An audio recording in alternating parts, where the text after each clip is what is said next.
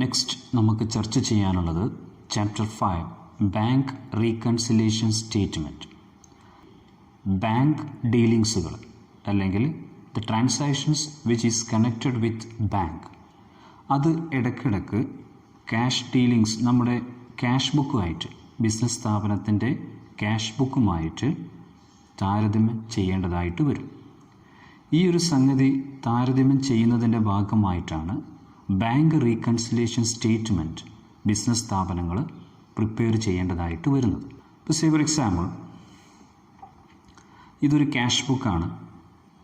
ഇത് പ്രിപ്പയർ ചെയ്യുന്നത്, this cash book is prepared by business unit. ഒരു ബിസിനസ് യൂണിറ്റാണ് ഈ ക്യാഷ് ബുക്ക് പ്രിപ്പയർ ചെയ്യുന്നത്. അപ്പോൾ ക്യാഷ് ബുക്കിൻ്റെ കംപ്ലീറ്റ് കൈകാര്യം ചെയ്യുന്ന ആളും ഒരു ബിസിനസ് സ്ഥാപനമാണ്. ആ ബിസിനസ് സ്ഥാപനത്തിലെ അക്കൗണ്ടൻ്റാണ് ക്യാഷ് ബുക്ക് പ്രിപ്പയർ ചെയ്യുന്നത്. സാധാരണ നമ്മൾ പ്രിപ്പയർ ചെയ്യുന്ന ഡബിൾ കോളം ക്യാഷ് ബുക്ക്, ഈ ക്യാഷ് ബുക്കിലെ ബാങ്ക് ട്രാൻസാക്ഷൻസ് ഒക്കെ തന്നെ നമ്മൾ എവിടെ ചെയ്യും? ബാങ്ക് കോളത്തിൽ രേഖപ്പെടുത്തും.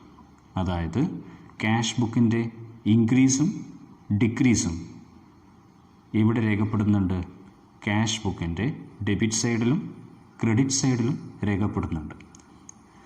അപ്പോൾ ക്യാഷ് കോളത്തിനും ബാങ്ക് കോളത്തിനും ഒരേ റൂളാണ് double column cash book prepare ചെയ്യുമ്പോൾ നമ്മൾ ചെയ്യുന്നത്. ക്യാഷ് ബുക്കിൻ്റെ ബാങ്ക് ഡീറ്റെയിൽസുകളൊക്കെ തന്നെ എവിടെയും ഉണ്ടാവും, പാസ്ബുക്കിലും ഉണ്ടാവും. ബാങ്കാണ് പാസ്ബുക്ക് പ്രിപ്പയർ ചെയ്യുന്നത്. ഓക്കെ, അപ്പോൾ ക്യാഷ് ബുക്കിൻ്റെ bank column, double column cash ബുക്കിൻ്റെ ബാങ്ക് കോളത്തിൻ്റെ കാര്യമാണ് നമ്മളിവിടെ ചർച്ച ചെയ്യുന്നത്. അപ്പോൾ ഒരു സ്ഥാപനത്തിലെ ആ സ്ഥാപനത്തിൻ്റെ ബാങ്ക് ഡീലിങ്സുകൾ, സാധാരണ രീതിയിൽ ഒരു ബിസിനസ് സ്ഥാപനത്തിന് ഒരു ബാങ്ക് അക്കൗണ്ട് നമ്മൾ ഓപ്പൺ ചെയ്യേണ്ടതായിട്ട് വരും. ആ അക്കൗണ്ട് കറണ്ട് അക്കൗണ്ടാണ് അധിക ബിസിനസ് സ്ഥാപനവും കൈകാര്യം ചെയ്യുക.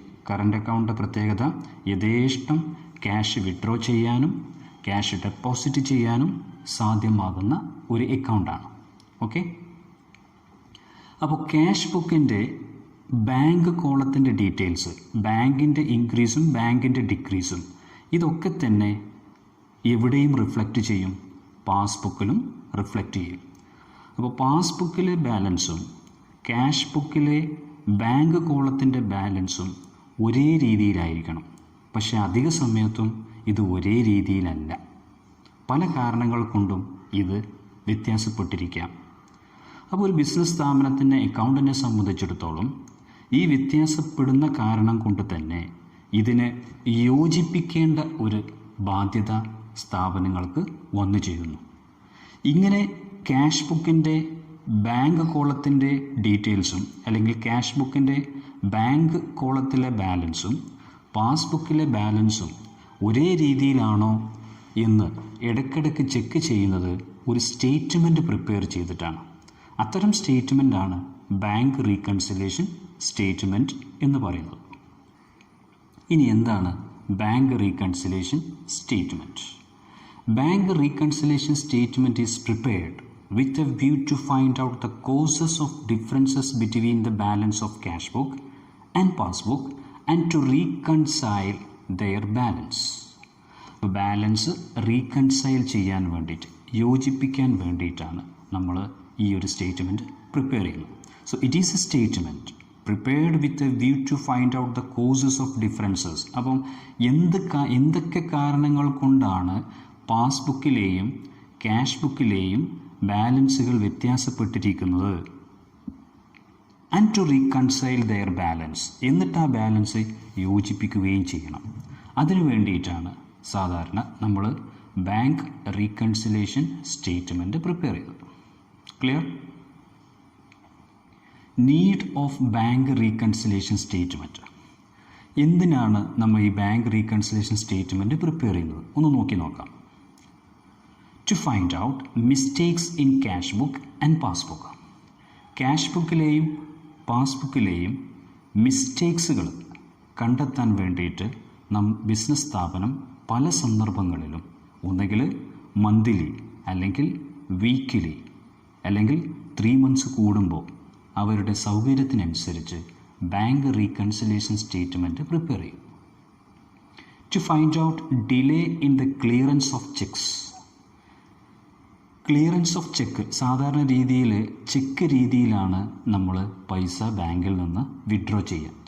ചെക്കിലൂടെയാണ് ക്യാഷ് വിഡ്രോ ചെയ്യുക. ഓക്കെ, പേ ഇൻ സ്ലിപ്പിലൂടെയാണ് നമ്മൾ അക്കൗണ്ടിൽ പൈസ ഡെപ്പോസിറ്റ് ചെയ്യുക. അപ്പോൾ ഇതിന് അതിൻ്റേതായ ചില ഫോർമാലിറ്റീസ് നമ്മൾ ചെയ്യേണ്ടതായിട്ടുണ്ട്. നമ്മുടെ അക്കൗണ്ട് ഉദ്ദേശിക്കുന്നത് നമ്മുടെ ബാങ്ക് അക്കൗണ്ടിൽ പൈസ ഡെപ്പോസിറ്റ് ചെയ്യാനും പൈസ വിഡ്രോ ചെയ്യാനും അതിൻ്റേതായ ഇൻസ്ട്രുമെൻസുകൾ നമ്മൾ ഉപയോഗിക്കേണ്ടതായിട്ടുണ്ട്.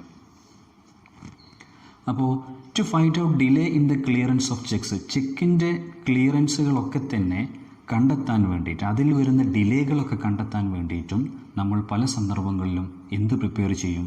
ബാങ്ക് റീകൺസിലേഷൻ സ്റ്റേറ്റ്മെൻറ്റ് പ്രിപ്പയർ ചെയ്യും. അപ്പോൾ നമുക്ക് മനസ്സിലാക്കാൻ പറ്റും ഏതൊക്കെ ചെക്കുകൾ ഡിലേ ആയി, ഏതൊക്കെ ചെക്കുകൾ ക്ലിയറൻസിന് വേണ്ടിയിട്ട് പോയിട്ടുണ്ട്, ഏതൊക്കെ നടന്നിട്ടില്ല. ഈ സംഗതികളൊക്കെ തന്നെ നമുക്ക് കണ്ടെത്താൻ സാധിക്കും. To avoid misappropriation of ഫണ്ടിൻ്റെ മിസ് അപ്രോപ്രിയേഷൻ, ദുർവിനിയോഗം. ഇപ്പോൾ എംപ്ലോയീസോ മറ്റുള്ള ആളുകളോ ഒക്കെ തന്നെ ഫണ്ടിൻ്റെ ദുർവിനിയോഗം നടത്താനുള്ള സാധ്യതകളുണ്ട്. അത്തരം സാധ്യതകളെയൊക്കെ തന്നെ നമുക്ക് ഒഴിവാക്കാൻ സാധിക്കും സമയാസമയങ്ങളിൽ എന്ത് പ്രിപ്പയർ ചെയ്ത് കഴിഞ്ഞാൽ? ബാങ്ക് റീകൺസിലേഷൻ സ്റ്റേറ്റ്മെൻറ്റ് പ്രിപ്പയർ ചെയ്ത് കഴിഞ്ഞാൽ. To check accuracy of cash ബുക്കിൻ്റെ അക്യുറസി, എത്രത്തോളം പെർഫെക്റ്റ് ആണ് നമ്മൾ പ്രിപ്പയർ ചെയ്ത ക്യാഷ് ബുക്കിൻ്റെ ബാലൻസ്. ഏത് ബാലൻസാണ് നമ്മൾ ഉദ്ദേശിക്കുന്നത്? ബാങ്ക് കോളത്തിലെ balance. Okay, it is a technique of control. ഇതൊരു ടെക്നിക്ക് ഓഫ് കൺട്രോളും കൂടിയാണ്. ബിസിനസ്സിൻ്റെ ക്യാഷ് ഡീലിങ്സുകൾ, ബാങ്ക് വഴിയുള്ള ക്യാഷ് ഡീലിങ്സുകളെയൊക്കെ തന്നെ നമുക്ക് സമയാസമയങ്ങളിൽ കൺട്രോൾ ചെയ്യാൻ നമുക്ക് സാധിക്കും ഇതിൻ്റെ പ്രിപ്പറേഷനിലൂടെ. അപ്പോൾ ഈ ഒരു സ്റ്റേറ്റ്മെൻറ്റ് ഒരു ടെക്നിക്ക് ഓഫ് കൺട്രോളായിട്ട് മാറുകയാണ് സ്ഥാപനത്തിൻ്റെ. ക്ലിയർ അല്ലേ? ഇനി what are the causes responsible for the preparation of bank reconciliation statement? Bank reconciliation statement prepare ചെയ്യാനുള്ള റെസ്പോൺസിബിൾ കോസസ് എന്തൊക്കെയാണ്? അതിൻ്റെ കാരണങ്ങൾ. Cheques issued but not yet presented for payment. അപ്പോൾ ചില സംഗതികളാണ് കേട്ടോ പറയുന്നത്, എല്ലാം ഇല്ല, കുറച്ച് കാര്യങ്ങളാണ് നിങ്ങളെ പരിചയപ്പെടുത്തുന്നത്.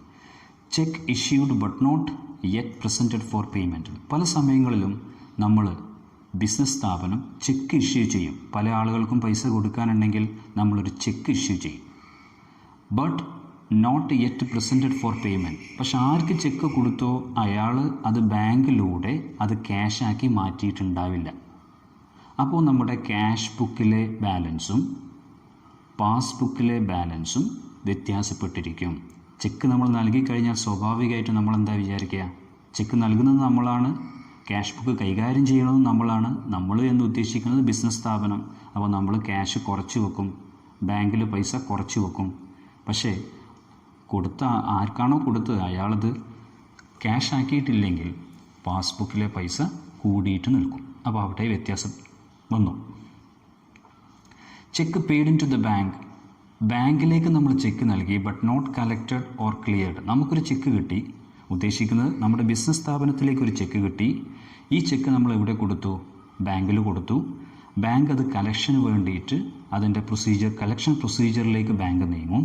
അതായത് ആരുടെ നിന്നാണ് ഒരു ചെക്ക് കിട്ടിയത്, ആ ചെക്ക് നൽകിയ ആളുടെ അക്കൗണ്ട് പരിശോധിക്കും ബാങ്ക്. അതിൽ പൈസ ഉണ്ടെങ്കിൽ മാത്രമാണ് നമ്മുടെ അക്കൗണ്ടിൽ വരവ് വെക്കുകയുള്ളൂ, പൈസ കൂടിയതായിട്ട് ബാങ്ക് ചെയ്യുകയുള്ളൂ. അപ്പോൾ ഈ ഒരു സംഗതി ബാങ്ക് ചെയ്തിട്ടില്ല എങ്കിൽ നമ്മൾ ഉദ്ദേശിക്കുന്നത് നമ്മുടെ ക്യാഷ് ബുക്കിൽ പൈസ കൂട്ടിയതായിട്ട് നമ്മൾ വെക്കും. പൈസ കൂട്ടുന്നത് ബാങ്കിൽ പൈസ കൂടിയതായിട്ട് നമ്മൾ ക്യാഷ് ബുക്കിൽ എൻറ്റർ ചെയ്യും ബാങ്ക് കോളത്തിൽ. പക്ഷേ എവിടെ കൂടിയിട്ടുണ്ടാവില്ല? പാസ്ബുക്കിൽ അല്ലെങ്കിൽ ബാങ്കിൽ ആ പൈസ വന്നിട്ടുണ്ടാവില്ല. അപ്പോൾ അവിടെയും വ്യത്യാസപ്പെട്ടിരിക്കുകയാണ് ക്യാഷ് ബുക്കിലെ ബാലൻസ് ഉദ്ദേശിച്ചത് ക്യാഷ് ബുക്കിലെ ബാങ്ക് കോളത്തിലെ ബാലൻസും പാസ്ബുക്കിലെ ബാലൻസും. Cheque directly deposited by the debtor to our account. നമ്മുടെ അക്കൗണ്ടിലേക്ക് നമുക്കൊരാൾ പൈസ തരാനുള്ള ആളാണ് നമ്മൾ ഡെപ്റ്റേഴ്സ് എന്ന് പറയും. അവർ ചെക്കായിട്ട് നമ്മുടെ അക്കൗണ്ടിൽ ഡയറക്റ്റായിട്ട് ഡെപ്പോസിറ്റ് ചെയ്യുന്നു. അപ്പോൾ നമ്മളത് അറിയുന്നില്ല, പക്ഷെ ബാങ്ക് അത് അറിയുന്നുണ്ട്. ബാങ്ക് അറിയുന്ന കാരണത്താൽ ബാങ്ക് പൈസ കൂട്ടി വെക്കും. പക്ഷെ അറ്റ് ദ സെയിം ടൈം ആ വിവരം നമ്മൾ അറിയാത്ത കാരണത്താൽ അതിൻ്റെ ഒരു എൻട്രി നമ്മൾ പ്രിപ്പയർ ചെയ്യുന്ന ക്യാഷ് ബുക്കിലെ ബാങ്ക് കോളത്തിൽ വരുന്നില്ല. അപ്പോഴും വ്യത്യാസപ്പെട്ടിരിക്കും. Then interest allowed by the bank. ഒരു ബാങ്ക് നമുക്ക് ഇൻട്രസ്റ്റ് അലോ ചെയ്യും. അപ്പോൾ നമ്മുടെ ഡെപ്പോസിറ്റിനനുസരിച്ച്, നമ്മുടെ അക്കൗണ്ടിലുള്ള ഫണ്ടിനനുസരിച്ച് ബാങ്ക് സമയാസമയങ്ങളിൽ നമുക്ക് ഇൻട്രസ്റ്റ് അനുവദിക്കും, പലിശ അനുവദിക്കും. അതെപ്പോഴൊക്കെയാണ് നമുക്ക് വന്നു ചേരുന്നത് എന്നുള്ള വിവരം ചില സന്ദർഭങ്ങളിൽ നമ്മൾ അറിയാതിരിക്കുകയും അതുവഴി നമ്മൾ പ്രിപ്പയർ ചെയ്യുന്ന ക്യാഷ് ബുക്കിലെ ബാങ്ക് കോളത്തിൽ അത് കൂട്ടി വെക്കാതിരിക്കുകയും ചെയ്യും. പക്ഷേ അത് ഫസ്റ്റ് അറിയുന്ന ആൾ ബാങ്കാണ്. കാരണം ബാങ്കാണ് അത് അനുവദിക്കുന്നത്. അവർ അത് കൂട്ടി വെക്കുകയും ചെയ്യും. Interest charged by the bank. ചില സന്ദർഭങ്ങളിൽ നമുക്ക് നൽകുന്ന സേവനത്തിന് ബാങ്ക് പല ചാർജസും ഈടാക്കും. അപ്പോൾ നമ്മുടെ ചാർജസ് ഈടാക്കുമ്പോൾ ബാങ്കിന് ഒരു അധികാരമുണ്ട്. എന്തൊക്കെ സേവനങ്ങൾ നൽകിയോ അപ്പോൾ തന്നെ അത് നമ്മുടെ അക്കൗണ്ടിൽ നിന്ന് പിൻവലിക്കാനുള്ള റൈറ്റ് നമ്മളോട് ചോദിക്കാതെ തന്നെ പിൻവലിക്കാനുള്ള റൈറ്റ് ബാങ്കിനുണ്ട്, അല്ലെങ്കിൽ ചാർജ് ചെയ്യാനുള്ള റൈറ്റ് ബാങ്കിനുണ്ട്. അപ്പോൾ ബാങ്ക് ഇൻട്രസ്റ്റോ മറ്റുള്ള സംഗതികളൊക്കെ തന്നെ ചാർജ് ചെയ്തിട്ടുണ്ടെങ്കിൽ, നമ്മളിൽ നിന്ന് ചാർജ് ചെയ്തിട്ടുണ്ടെങ്കിൽ, പലിശ ബാങ്ക് നമ്മളിൽ നിന്ന് വാങ്ങുക. അത് ചിലപ്പോൾ നമ്മൾ ഓവർ ഡ്രാഫ്റ്റായിട്ട് അധിക സമയങ്ങളിലും നമുക്ക് ഇൻട്രസ്റ്റ് കൊടുക്കേണ്ടതായിട്ട് വരുന്നത് ഓവർ ഡ്രാഫ്റ്റ് അല്ലെങ്കിൽ പൈസ ഉള്ളതിനേക്കാളും കൂടുതൽ നമ്മൾ ബാങ്കിൽ നിന്ന് പിൻവലിച്ചു കഴിഞ്ഞാൽ സ്വാഭാവികമായിട്ടും നമ്മൾ ബാങ്കിന് പൈസ കൊടുക്കേണ്ട ബാധ്യത വരികയാണ്. അതായത് നമുക്കൊരു ബാധ്യത വന്നു കഴിഞ്ഞാൽ ആ ബാധ്യതയുടെ മുകളിൽ ഇൻട്രസ്റ്റ് ആര് ചുമത്തും? ബാങ്ക് ചുമത്തും. അപ്പോൾ എന്തൊക്കെയാണ് നമ്മൾ ബാങ്ക് ചുമത്തിയ ഇൻട്രസ്റ്റുകൾ? ഇതൊക്കെ തന്നെ നമുക്ക് അറിയാൻ പെട്ടെന്ന് ചിലപ്പോൾ നമ്മൾ അറിഞ്ഞോളണമെന്നില്ല. അതിനനുസരിച്ചുള്ള എൻട്രി ഇവിടെ വന്നിട്ടുണ്ടാവില്ല. ക്യാഷ് ബുക്കിലെ ബാങ്ക് കോളത്തിൽ വന്നിട്ടുണ്ടാവില്ല. പക്ഷെ അത് എവിടെ വന്നിരിക്കും? പാസ്ബുക്കിൽ വന്നിരിക്കും. കാരണം അത് കൈകാര്യം ചെയ്യുന്നത് ബാങ്കാണ്. ഫസ്റ്റ് അറിയുന്നതും ആരാണ്?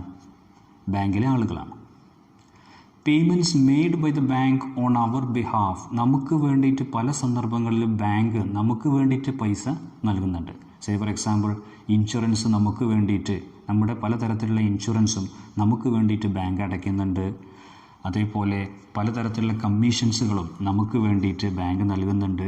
അപ്പോൾ ബാങ്ക് സമയാസമയങ്ങളിൽ ഇത്തരം പേയ്മെൻറ്റ്സുകളൊക്കെ നമുക്ക് വേണ്ടി ചെയ്യുമ്പോൾ ചില സന്ദർഭങ്ങളിൽ അത്തരം പേയ്മെൻറ്റ്സുകളുടെ എൻട്രി എവിടെ വരില്ല? നമ്മുടെ ക്യാഷ് ബുക്കിൽ വരില്ല. പക്ഷേ എവിടെ വരും? പാസ്ബുക്കിൽ വരും. അപ്പോഴും ബാലൻസ് വ്യത്യാസപ്പെട്ടിരിക്കും. Dishonour of cheque and bills. ബിൽസുടെ ഉദ്ദേശം ബിൽ ഓഫ് എക്സ്ചേഞ്ച് ആണ്. അത് നമ്മൾ നെക്സ്റ്റ് പഠിക്കാൻ പോകുന്നുണ്ടൊരു ചാപ്റ്റർ. അപ്പോൾ ബിൽ ഓഫ് എക്സ്ചേഞ്ച് ഒരു ഡോക്യുമെൻ്റാണ്.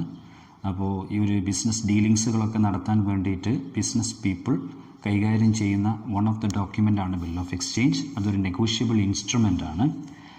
അത്തരം ബില്ലുകളും അതേപോലെ തന്നെ ചെക്കുകളൊക്കെ തന്നെ ഡിസോണർ ആവാനുള്ള സാധ്യതയുണ്ട്. ഡിസോണർ ആവുമെന്ന് പറഞ്ഞാൽ അത് സത്യസന്ധത പുലർത്താത്ത ചില ചെക്കുകളും ബില്ലുകളും. ഇതും എന്തിലേക്ക് ലീഡ് ചെയ്യുന്നു? ക്യാഷ് ബുക്കിലെ ബാലൻസും പാസ്ബുക്കിലെ ബാലൻസും വ്യത്യാസപ്പെടുന്നതിലേക്ക് നയിക്കുന്നു. ഓക്കെ, ഇനി ക്യാഷ് ബുക്കിൻ്റെ ഇൻക്രീസ്.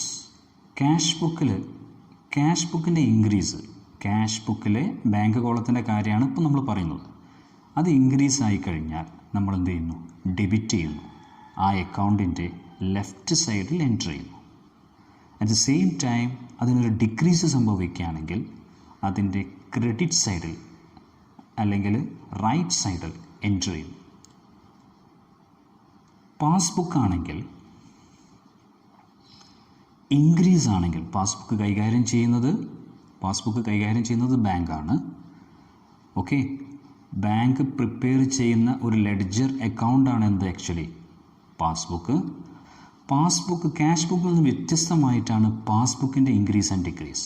പാസ്ബുക്കിൽ പൈസ കൂടുക എന്ന് പറഞ്ഞാൽ അതിനെ നമ്മൾ ക്രെഡിറ്റാണ് ചെയ്യുന്നത്. ബാങ്ക് ചെയ്യുന്നത് ക്രെഡിറ്റാണ്. അതായത് ക്യാഷ് ബുക്കിൻ്റെ ഓപ്പോസിറ്റ് രീതിയാണ് ഇവിടെ വരുന്നത്?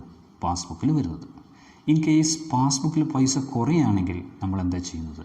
ഡെബിറ്റാണ് ചെയ്യുന്നത്. അപ്പോൾ കുട്ടികൾ ഈ ഒരു സംഗതി മനസ്സിലാക്കണം. ക്യാഷ് ബുക്ക് കൈകാര്യം ചെയ്യുന്നത് ബിസിനസ് യൂണിറ്റാണ്. പാസ്ബുക്ക് കൈകാര്യം ചെയ്യുന്നത് ബാങ്കാണ്. ക്യാഷ് കൂടുകയാണെങ്കിൽ ഡെബിറ്റ്, കുറയുകയാണെങ്കിൽ ക്രെഡിറ്റ്. പാസ്ബുക്കിൽ കൂടുകയാണെങ്കിൽ ക്രെഡിറ്റ്, കുറയുകയാണെങ്കിൽ ഡെബിറ്റ്.